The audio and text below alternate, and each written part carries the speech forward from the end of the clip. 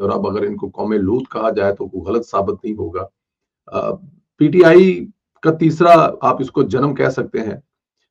ہم جنس پرست رچرڈ گرنیل کی تعیناتی پر اس وقت یہ ڈھنڈورے بیٹ رہے ہیں، ڈھول بجا رہے ہیں، شادیانے بجا رہے ہیں، خوش ہو رہے ہیں، اور اس کے سر پر حکومت کو دھمکیاں دے رہے ہیں. اب اندازہ کریں کہ ایک انسان جو کسی دور میں جرمنی میں سفیر تھا اور ابھی اس کو 2 ملکوں کے لیے نمائندہ مقرر کیا ہے امریکن پریزیڈنٹ نے، اور اس ملک کے کچھ لوگ، ایک جماعت کا حصہ، ایک ایسے بندے سے جو بندہ 2 ملکوں کے لیے صدر کا جو ہے وہ نمائندہ بنا ہے، اور وہ اس سے ڈرا رہے ہیں ایک میں کہہ رہا ہوں کہ دنیا کی واحد اسلامک ایٹامک پاور جو ہے اس سے اس کو ڈرا رہے ہیں. اب یہ حال ہے ان کا، اندازہ کریں ذرا ایک منٹ. اور ہم ڈر جائیں گے. اور یہ مطلب کس کو ڈرا رہے ہیں یا کس کا نقصان کرا رہے ہیں بحیثیت پاکستانی؟ مطلب آپ بھی تو پاکستانی ہیں نا، کیا مطلب ثابت کرنا چاہ رہے ہیں آپ لوگ؟ خیر، جیو نیوز نے ایک خبر لگائی جو کہ ایک بڑی نارمل خبر تھی. ہم جنس پرست رچرڈ گرنیل کو ٹرمپ نے اپنا خصوصی نمائندہ مقرر کر دیا. اب رچرڈ گرنیل کے لیے ہم جنس پرست ہونا عام سی بات ہے. اس میں کوئی اتنی بڑی بات نہیں ہے، کیونکہ جس کلچر میں وہ رہ رہا ہے، مغربی کلچر میں یا اس کلچر میں، وہ لوگ چھپاتے نہیں ہیں. وہ لوگ کی باریں علیحدہ ہوتی ہے، ان کے ڈسکو علیحدہ ہوتے ہیں، ان کی پارٹیز علیحدہ ہوتی ہیں، وہ ڈکلیئر ہوتے ہیں کہ ہم لوگ بھائی یہ حرکت کرتے ہیں.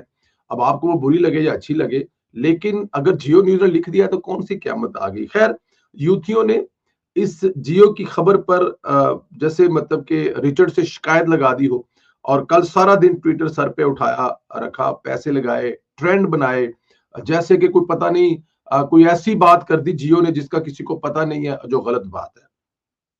خیر، رچرڈ پاپولر لائن رکھنے والا آدمی ہے. اس نے دیکھا میں بہت ڈسکس ہو رہا ہوں اور ماجرا ہے، اس نے جیو کی خبر اٹھائی، پھر لکھ دیا. ایک بار پھر کہتا ہوں کہ عمران خان کو رہا کرا دوں. 2 حصے ہیں اس کے. ایک تو وہ جو ایک لابی امریکہ میں بیٹھی ہوئی ہے، اس لابی نے اپنا کام ہر حال میں دکھانا ہے، انہوں نے پیسے پکڑے ہوئے ہیں.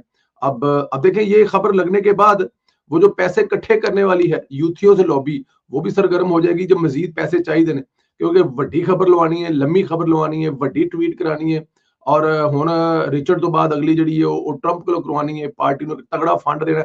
مطلب بہت ساری جو ڈرامے بازیاں ہیں، جو رنگ بازیاں ہیں، وہ شروع ہو جائیں. رچرڈ کے اس ٹویٹ کے بعد یوتھیوں نے الٹی دھمال ڈالی، ساری رات نہیں سو سکے اور اپنے گھر والوں کو بھی نہیں سونے دیا کہ جاگتے رہنا، بلکہ ڈیوٹی لگا کے سوئے کہ ٹی وی لا کے رکھو، جو اگر عمران خان دے چھٹن دی خبر آ جائے جی عمران خان نو جیل تو چھڑ دیتا ہے تو پھر سارے گھر دے کٹھے دھمال پاواں گے. حکومت کو دھمکیاں دینی شروع کر دی، اب تمہاری خیر نہیں ہے، فلاں فلاں. آپ اندازہ کریں وہ پارٹی جس نے 1 سال قبل پورا بیانیہ ہی امریکی غلامی کے خلاف بنایا، وہ اتنے بھلکر ہو گئے ہیں کہ اتنی جلدی اپنی ہی بات کہیں بھول گئے ہیں کہ اس کے الٹ چلنا شروع ہو گئے ہیں. بہرحال رچرڈ کا بار بار ٹویٹ یہ ثابت کرتا ہے اسرائیلی بہت مضبوط ہے.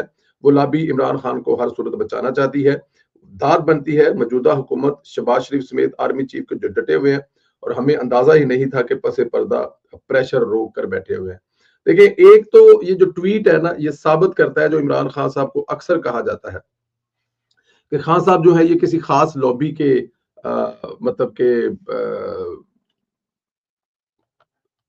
کسی خاص لابی کو ریپرزینٹ کرتے ہیں. یہ بات تو بار بار کہی جاتی تھی کہ کوئی خاص لابی ہے جو ان کے پیچھے ہے، جنہوں نے ان کو کڑی دی، جنہوں نے انہوں نے مطلب سہولتیں دیتیاں، جنہوں نے آج تک ان کو سب کچھ یہ دیا، سب کچھ کیا. ٹھیک ہے جی. لیکن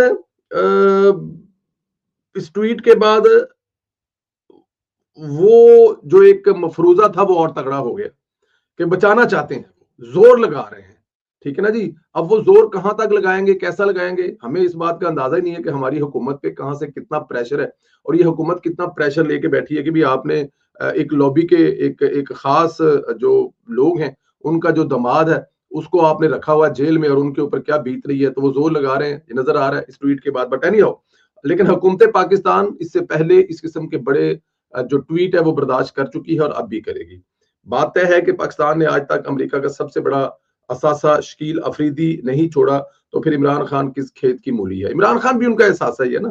جب شکیل افریدی نہیں چھوڑا تو عمران خان جو اثاثہ ہے ان کا وہ کیسے چھوڑ دیں گے؟ شکیل افریدی نے اسامہ کی خبر دی تھی، امریکہ کو سب سے بڑی مدد کی تھی. وہ شکیل افریدی آج بھی پاکستان کی جیل میں ہے. امریکی کئی بار کوشش کر چکے ہیں کہ شکیل افریدی رہا کرا لیں. اب ان سے شکیل افریدی رہا نہیں ہوا تو عمران خان رہا کیسے آ جائے گا؟ مطلب آپ یہ بھی کہہ سکتے ہیں کہ امریکہ کے 2 اثاثے ہماری جیلوں میں پڑے ہوئے ہیں، ایک شکیل افریدی اور دوسرا عمران خان، اور دونوں اثاثوں کے لیے امریکہ جو ہے نا وہ ڈیش والا زور لگا رہا ہے۔ اب ڈیش والے زور کی جگہ پہ آپ رچرڈ کا نام لکھ دیں تو آپ کو سمجھ لگ جائے گی کون سا زور لگا رہا ہے، کہ وہ زور لگا رہا ہے لیکن ان کا زور لگ نہیں رہا اور چیزیں چل نہیں رہی ان کی مرضی کے مطابق، ہوگا بھی نہیں۔ لیکن میرے خیال میں تھوڑی سی شرم آنی چاہیے کہ ایک ایٹامک پاور کے آپ باشندے ہو کر جس سے آپ ملک کو ڈرا رہے ہیں، اب اس کے بارے میں کیا کہوں میں۔ ادھر گنڈا پور صاحب کل عمران خان سے ملاقات کرنے گئے، ملاقات نہیں ہوئی، اور بتایا کہ مجھے بیانیہ بنا لیا کہ مجھے نہیں ملنا دیا گیا۔ در حقیقت گنڈا پور خود نہیں ملا، فکس میچ تھا۔ گنڈا پور کی 26 نومبر کے بعد خان سے کوئی ملاقات نہیں ہوئی، یہ پہلی ملاقات تھی، اور بشرا خان کو گنڈا پور کی شکایت جو ہے وہ لگا چکی ہوئی ہے۔ اس ملاقات میں گنڈا پور کو گالیاں پڑنی تھی اور گنڈا پور کو عمران خان نے وہی سنانی تھی جو گنڈا پور نے عمران ریاض کو سنائی تھی۔ عمران خان نے سول نافرمانی کی کال کا آغاز کا حکم بھی دینا تھا۔ اب گنڈا پور کو اگر ملنے جانا تھا تو خان صاحب کے پاس گنڈا پور صاحب نے پھنس جانا تھا، کیونکہ گالیاں تو شاید کھا لیتا لیکن سول نافرمانی کال پر ریاست کا واضح موقف آ چکا ہے۔ جیسے ہی بطور وزیر اعلیٰ گنڈا پور سول نافرمانی کا آغاز کرے گا، وزارت اعلیٰ ختم ہو جائے گی۔ گنڈا پور کو وزارت اعلیٰ بہت پیاری ہے، وہ نہیں چاہتا کہ وزارت اعلیٰ سے ہاتھ جائے، اسی لیے گنڈا پور نے فکس میچ کھیلا اور ملی بھگت سے عمران خان سے نہیں ملا۔ ظاہر ہے اسٹیبلشمنٹ کو کہا ہوگا کہ مجھے نہ ملنے دیا جائے اور پھر خود ہی واپس آ گیا۔ یہ 2-3 مفروضے ہیں اس میں جی۔ اب وہ مفروضوں پہ بات چل رہی ہے، آپ کو پتہ ہی ہے، مطلب خبر جو ہوتی ہے وہ مفروضوں پہ ہی ہوتی ہے، اور اگر آپ کو کوئی خبر ملتی ہے تو وہ اب گنڈا پور کو کیوں نہیں ملنے دیا گیا؟ ایک صوبے کا وزیر اعلیٰ ہے، ایک صوبے کے وزیر اعلیٰ کی کیا اتنی عزت نہیں ہے؟ کیا وہ کونسلر ہے؟ کیا وہ کوئی ہارا ہوا ایم پی اے ہے؟ یا کم از کم جیتا ہوا ایم پی اے بھی آکڑ جاتا ہے جا کر تو یہ پھر صوبے کا وزیر اعلیٰ ہے۔ اور جب وہ نکلا ہوگا، مجھے یاد ہے کہ میاں صاحب سے ملنے کے لیے اڈیالہ جیل ہم جب گئے تو کیا یہ ممکن ہے کہ ہم لوگ لاہور سے نکل کر اڈیالہ جیل پہنچ جائے اور وہاں پر پہنچ کے بتائیں کہ ہماری ملاقات نہیں ہونے دی؟ ایسا ممکن نہیں ہوتا۔ آپ کو نکلنے سے پہلے پتا ہوتا ہے، آپ کی ملاقات کا ٹائم ہوتا ہے، آپ کا نام لکھا ہوتا ہے، لسٹ ہوتی ہے۔ تو جب گنڈا پور وہاں سے نکلے ہیں تو کیا ان کو نہیں پتا تھا کہ میرا نام لسٹ میں ہے یا نہیں ہے؟